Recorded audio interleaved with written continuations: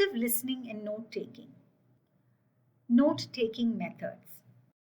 Note taking helps retain what you've listened to in a meeting or presentation. There are many ways to note taking. You can choose to write brief summaries or depict your notes visually. Whichever method you choose, here are a few guidelines to make the best of it. Organize your notes.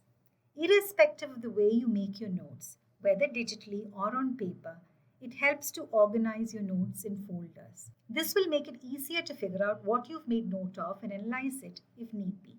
Use visual cues. Be it a summary or a diagram, use visual cues to highlight any important information that may need your attention when you review your notes. Group similar pieces of information together. It would make it so much easier to understand your notes if you group or chunk similar information together.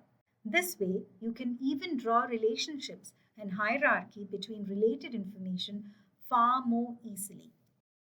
Let's now take a look at a few methods for note taking that are widely in practice.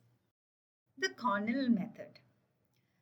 The Cornell method was created at Cornell University in the 1950s. This is a template you can use for digital or physical note taking. In this method of note taking, you have two columns, a narrow column called Q column, where you can jot down important keywords or phrases, and a wider notes or outline column with detailed descriptions of the keywords specified. At the end, there is also a summary section reinforcing important concepts of information. Outline method. The outline method details information in bullets or numbers and classifies them in a hierarchy based on level of importance.